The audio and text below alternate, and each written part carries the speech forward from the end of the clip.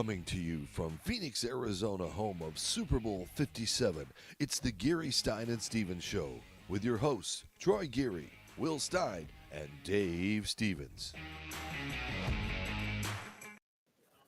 I'm back. That's right. Gary Stein and Stevens live from Radio Row. We have just been grabbing everybody we can to talk to. It's filled with a cavalcade of stars from Carrot Top to LeGarrette Blount.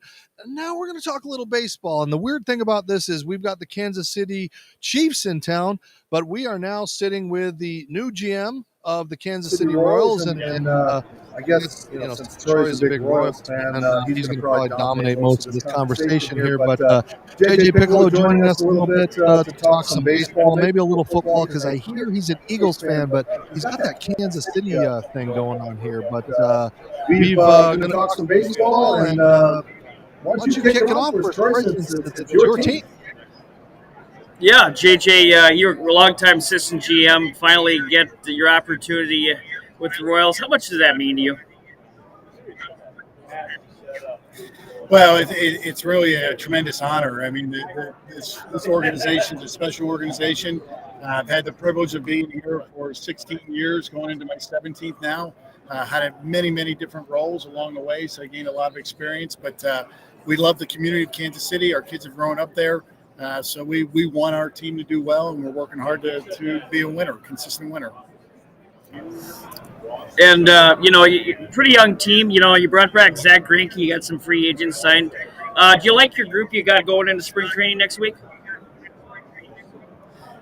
Yeah, we do. We spent a lot of time trying to address the depth of our pitching staff. We've got a nice young core of pitchers that we think are going to lead us into the future. But at the same time, we need some veterans that will eat up innings for us on the front end and the back end. So signing Jordan Lyles, Ryan Yarbrough, Zach Greinke is certainly going to make our team better. And then as we went through the end of the year, bringing in Aroldis Chapman, and then also trading for Josh Taylor, I think we've got a nice core of guys that are going to blend well with our young guys.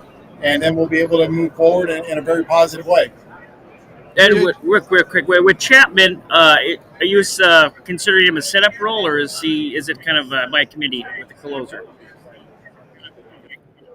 What we shared with Aroldis is, basically he's got to go in and win the job.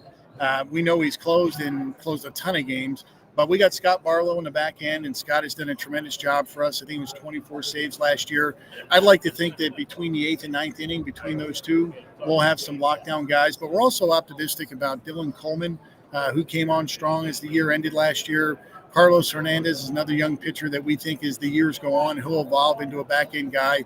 But typically the way that system works, you have guys that have done it first, and the young guys learn from them, and then eventually they become the closers, and that's what we're trying to set up right now. JJ, how do you still deal with, I guess, the small market mentality for the Minnesotas, the Kansas Cities, where, again, these other teams just seem to have open pocketbooks, and they'll open it up, but you decimate your team other ways by not signing. I mean, how do you still deal with that in this day and age? Yeah, you know what? It's just what it is, and you have to accept that when you take these positions. You understand that there's a disparity between a large market and small market team, but what you have to do is you got to win on the margins. You got to be solid in your decision making. Sometimes you have to make difficult decisions to trade a player prior to their 6-year free agency, and that always hurts, and it hurts the fan base to do that. But anything you can do to be competitive year in, year out, which it has been done. There are several teams that have done it. Cleveland's doing it well right now. Tampa's done it well. Minnesota's doing it well. So it can be done. And when I look back to 14 and 15 when we were in the World Series, we were doing it well. So it can be done. It's just sometimes you got to make moves that hurt a little bit. And, to keep looking to what's our next acquisition. Your story is amazing. So where did you start out, and how did you get to this point? It's the dream job of being a GM in baseball. Well, like a lot of stories, I was very fortunate. I was a college player, got a chance to play in minor leagues briefly. I had 13 at-bats, 1 hit. I'm glad I scratched out that 1 hit, so I wasn't officially 0-0-0. But then, fortunately, Dayton Moore was a coach of mine in college, and I went and coached college baseball for 5 years. And then Dayton said they had an opportunity in Atlanta to be an area scout. He asked me if I'd be interested. I certainly was interested, jumped on it. And then, eventually just started moving up the ranks with the Braves. Got a chance to move into the front office in June of 2004. A couple years later, Dayton went to Kansas City, and I was fortunate enough to go with him to Kansas City. And my experiences grew, and just, I don't know what I can put my finger on, but other than just getting great opportunity. You had your step as the first you have hired Matt Quattro. What do you like about him, and what kind of stuff can he bring with his staff to Kansas City that will be beneficial for the team? Yeah, we call Matt Q. That's his nickname because his last name's kind of tough to say, so we just call him Q. But from the moment Q came into the interview room and went through the process, you could feel a connection. We know what our team's like. We know the personalities. We know what they were looking for, and we were just clicking on all cylinders through that interview. Then you look at his experiences. Having spent a lot of time with Tampa, spent 4 years on the bench with Cleveland, and watching Terry Francona manage that club. He's a great listener, and you could tell he learned a lot from that experience. And, knowing what our club needs and the way he thinks about lineups and roster construction, the way we built our staff out around him, it's just been an enjoyable thing. I think he's going to be a great communicator with our players. He understands the young players, and he's also got a track record of being with teams that have won on the margins, as I stated a couple of minutes ago. So I think it's going to be a pretty special bond between he and our organization. And, there's been a lot of changes in baseball the last couple of years, technically, technology, things like that.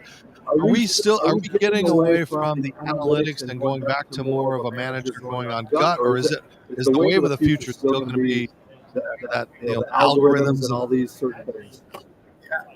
I really think that the algorithms and the models that are built, they're always going to be part of what we do, and they are predictive in nature, but they actually come alongside of our evaluations, what our instincts tell us, and when you can blend those two things, you may have something that's pretty special, and that's ultimately what we want to do.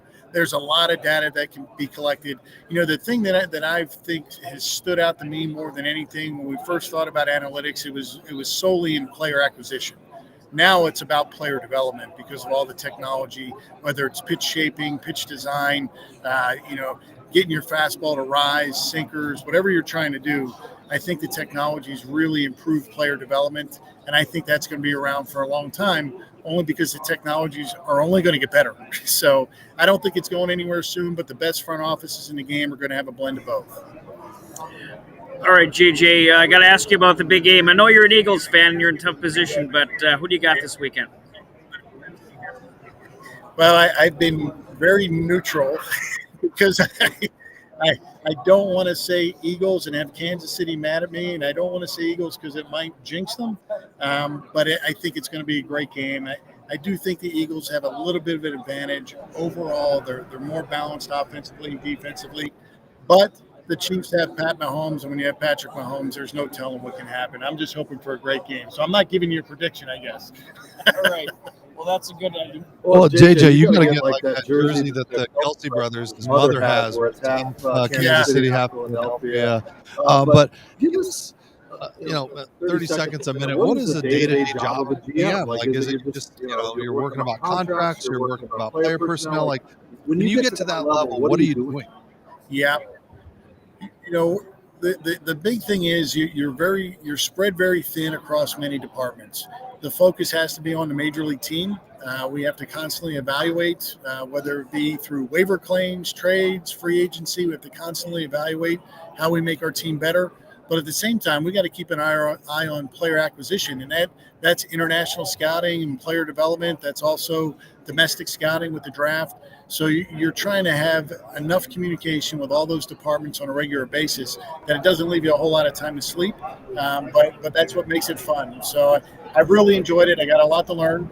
This is really my first year on my own. And I'm sure if you ask me that question next year, I might answer it a little bit differently because I'm going to learn a lot through this year. And everybody thinks going into the season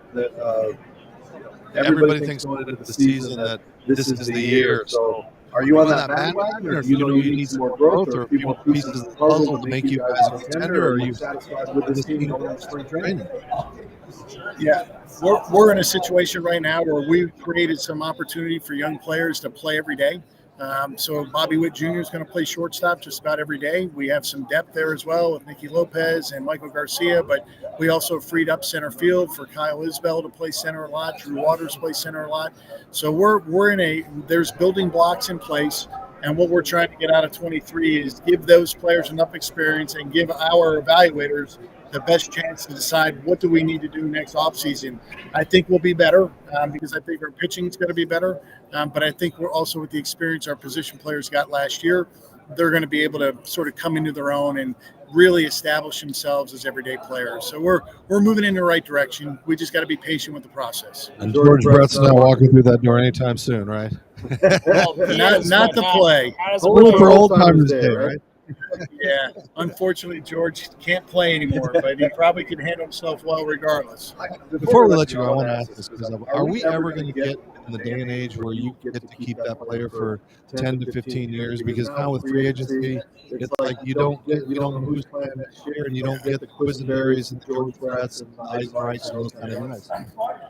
I think that speaks to the way our game is built right now, and but things can change. One of the things that stood out to me that was said to all the general managers, when teams win 105 to 115 games, that's not really healthy for the game. When teams are only winning 65 to 75, that's not healthy. We need to kind of shrink that gap between the haves and have-nots. And the only way to do that is address the economics of the game. How can we bring some parity? So hopefully in the years to come in the CBA, that we got another 4 years of our current CBA, those things are considered so we can procure the health of the game. And the health of the game is all 30 teams and not just the top 10 payrolls. So obviously as a small market team, we hope that we move in that direction, and we think we can be more competitive year in, year out. But again, going back to your last question, we believe you can do it anyway. It's just if you have more parity, then it should be more consistent. All right, JJ. Thanks for stopping by. It's nice to have a little baseball. Spring training pitchers and catchers report, I believe, next week. Yeah. So on Monday. Right? Yeah, the players participating in the WBC report on Monday, and then official pitchers and catchers are on Wednesday. So it's an exciting time. All right, exciting time all around here at Radio Row. Thanks for being with us, JJ. No problem. This season, and as a Midwest guy, if you were the Twins there, I'll be happy. Okay. So, all right. Thank you so much for joining us, Troy.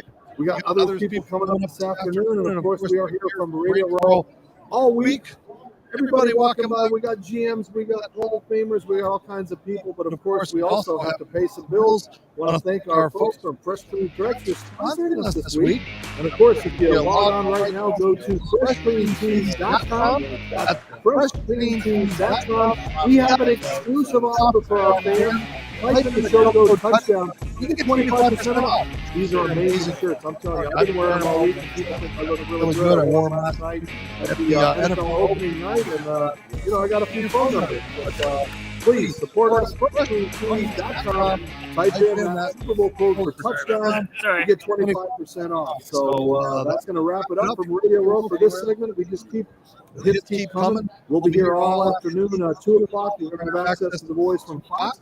So please continue to join us and support the Gary, Stein, and Steven Show live from Radio Row. It's a wrap.